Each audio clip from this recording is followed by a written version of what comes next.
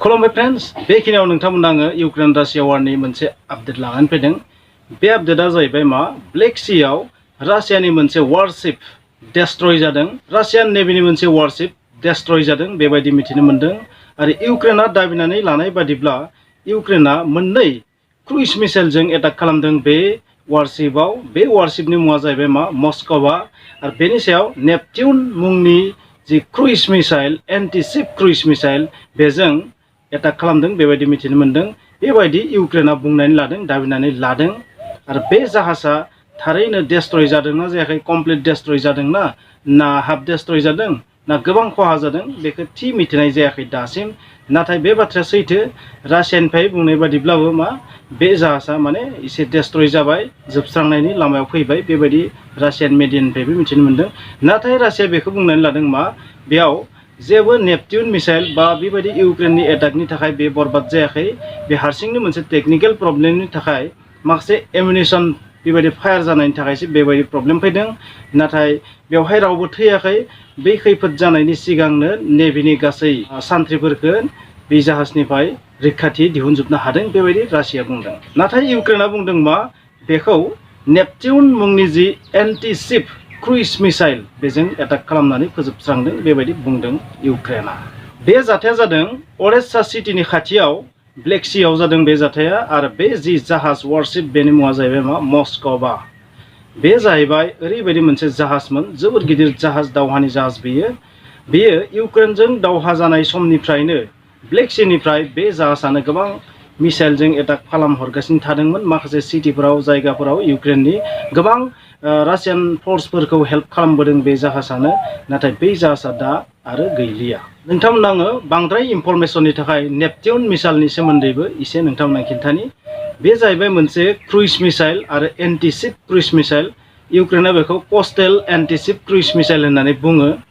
बेयो रासियानिनो मोनसे क्रुइज मिसाइल KH-35नि मोनसे मडार्न भार्सन, मडिफाइड भार्सन। नाथाय नेट'आ दोननाय मुङा जाहैबाय मा AS-20 कायेक। बे AS-20 कायेक एबा KH-35 जि क्रुइज मिसाइल बेनिनो मोनसे मडिफाइड भार्सन नेपट्यून बे मिसाइला। मिथिनाय बादिब्ला नेपट्यून मिसाइलनि जि रेन्ज बे 300 किल'मिटार, मेक्सिमाम रेन्जआ 300 किल'मिटार। आरो 2021 मायथाइनि मार्च मासाव बे मिसाइलखौ इउक्रेनियान फर्सनो होनाय जादोंमोन बा बेयाव सरजाबफानाय जादोंमोन। बिदिब्ला मस्कवा जि वारशिप, बे वारशिपआ गैलिया। गोबां समनिफ्रायनो हेफाजाब खालामबोदोंमोन। दिनै दावहानि 51थि सान, नाथाय बै 51थि साननि सिगां 50थि सानावनो बे वारशिपआ डेस्ट्रय जाबाय बेबायदि मिथिनो मोन्दों। नाथाय रासिया दासिम बेखौ खैमान जायाखै जे बिथांमोना बुङाखै जे दाबो बेबायदि नेपट्यून मिसाइलनि एटाकआव बेबायदि जादों, बेबायदि गनायनानै लायाखै। रासिया दाबो गनायनानै लायाखै। मोनसे एमुनिसन फायार जानायनि थाखायसो बेबायदि जादों बेबायदि बुंदों, माने एक्सिडेन्ट होननानै बुंनो नागिरदों बिथांमोना। स' सोरनि बाथ्राया सैथो बुंनाया क्लेम एन्ड काउन्टार क्लेम बे सोलिगासिनो थादों इउक्रेन रासियानि वाराव। फ्रेन्ड्स, नोंथांमोना थारैनो निउसखौ मोनबाय जानांगौ। एलन मास्क, टेस्ला कम्पानिनि CEO बिगोमा, स्पेस एक्स कम्पानिनि बिगोमा CEO, बिथाङा टुइटार, नोंथांमोना मिथिगौ टुइटार मोनसे social media company, social media app, बेखौ बायनो नागिरदों एलन मास्क बिथाङा। एलन मास्कआ जाहैबाय स्पेस एक्स कम्पानिनि बिगोमा, टेस्ला कम्पानिनि बिगोमा, बुहुमनि बयनिख्रुइ धोनिसिन सुबुं। बिथांनि नेटवर्कआ गासै सम्पथिया $260 बिलियन बांसिन, बेखौ नोंथांमोना थारैनो मिथिगौ। आरो बिथाङा बे टुइटारखौ बायनो नागिरदों। बिथाङा टुइटारखौ बायनो नागिरनायनि जाहोना जाहैबाय मा टुइटारा जेसेबां ग्र' जानांगौमोन, जौगानांगौमोन, बेसेबां जायाखै। टुइटाराव मानसिफोरा गावनि गोसोबादि अपेनलि बाथ्रा बुंनो हानाय जायाखै बेबायदि बुंदों। स' टुइटारखौ जुदि प्राइभेटाइजेसन लाइनाव लाङोबा, देट मिन्स प्राइभेट जुदि खालामोब्ला, अब्लासो मा जागोन टुइटारा आरोबाव जौगाबावगोन। बेनिखायनो बिथाङा टुइटारखौ बायनो थाखाय मैया $41.something बिलियन होनायनि बाथ्रामोन। नाथाय दिनै जों मिथिनो मोननाय बायदिब्ला $43 बिलियन बिथाङा आवगायबाय। आरो $43 बिलियन यानो बिथांनि मोनसे लास्ट दाम, बेसेन बेबायदि बुंदों टुइटारखौ बायनायनि बेलायाव। नोंथांमोना बांद्राय इनफरमेसननि थाखाय खिन्थानि बिथांनि जि शेयार बा जि स्टेक पार्सेन्टआ बेसे 9.2 टुइटाराव। आरो बे जि 9.2% स्टेक बेयो बेसेबां जायो? टुइटारनि जुदि बेसेनखौ जों हिसाब खालामबा मा जायो? $3 बिलियन जायो।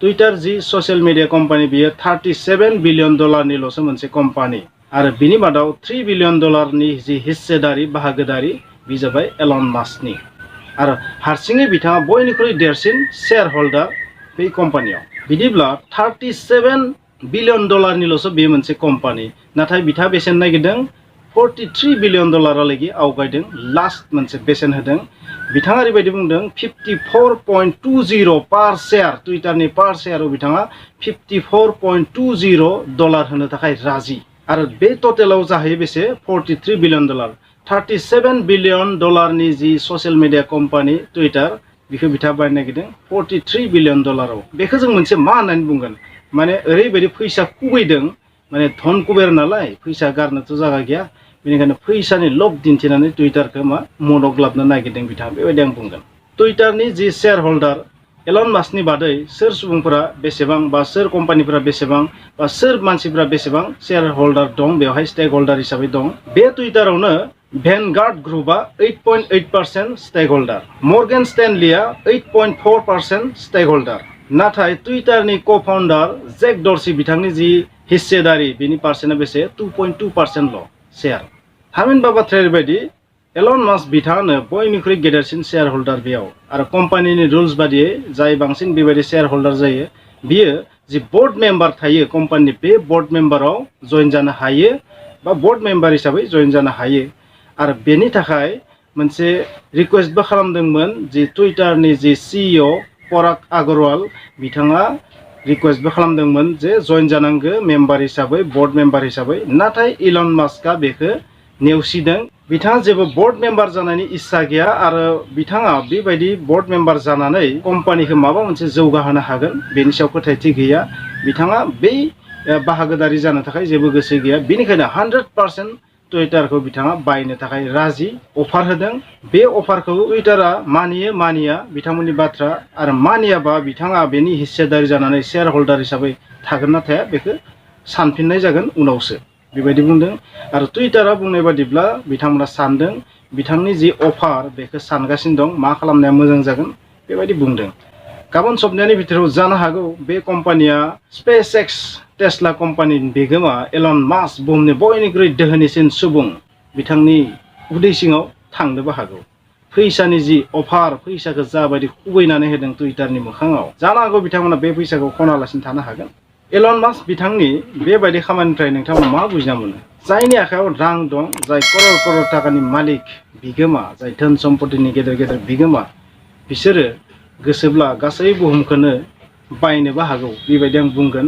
दिनै टुइटार बादि कम्पानि 37 बिलियन डलारनि मोनसे कम्पानि माने इसोरनि जि मार्केट भेलुएसन बे 37 बिलियन डलार बर्तमानाव आरो बै कम्पानिखौ दिनै 43 बिलियन डलार होनानै बायनो नागिरदों एलन मास्कआ बेखिनियाव नोंथांमोनखौ सोंगोन जाय जाहोननि थाखाय एलन मास्क बिथाङा बे कम्पानिखौ बायनो नागिरदों 100% शेयारखौ बायनो नागिरदों बिथांनि जि टारगेट थांखिया ओरैबायदि जे जुदि टुइटारखौ जुदि प्राइभेट कम्पानियाव सोलायोबा थारैनो मानसिफोरा बेवहाय गावनि गोसोबादि फ्रिलि अपेनलि बाथ्रा बुंनो हागोन बिथांनि बुंनाया ओरैबायदि बर्तमानाव टुइटारा कमप्लिटलि प्राइभेट नङिखाय गोसोबादि बेवहाय मानसिफोरा गावनि बिबुंथिखौ लाखिनो हाया ओपन स्पीच होनो हाया ओपन बिबुंथि होनो हाया नाथाय एलन मास्कआ बेखौ कमप्लिटलि फ्रिलि ओपनलि बिबुंथि होनो थाखाय सोलायगोन प्राइभेट कम्पानियाव बिथांनि बुंनाय आरो बे जाहोननि थाखाय बिथाङा बे कम्पानिखौ बायदों नाथाय मा एलन मास्क बिथाङा बे कम्पानिखौ बायनायनि उनाव बेबायदि ओपनलि जि गोसो जायो बेखौनो बुंनो होनाया जानो गनायथाव मा बिथाङा बेबायदि ओपनलि बाथ्रा बुंनो हागोन मा माखासे बुहुमनि हादरफोरनि बेबायदि रुल्स रेगुलेसन हिसाबै बे एक्सेप्टेबल जागोन स' बे बुहुमनि हादरफोरनि थाखाय थारैनो मोजां जागोन दा थारैनो बे मोनसे बिजनेस पलिसि बेवहाय जुदि ओपनलि बाथ्रा बुंनो हानाय लोगो लोगो मा जागोन बिनि जि बिनि जि बिजनेस बे जोबोर हाई जानायनि चान्स दं बे बाथ्रायाबो सैथो स' नोंथांमोना थारैनो मिथिबाय एलन मास्क बिथाङा बे कम्पानिखौ मानो बायनो नागिरदों खुलुमबाय।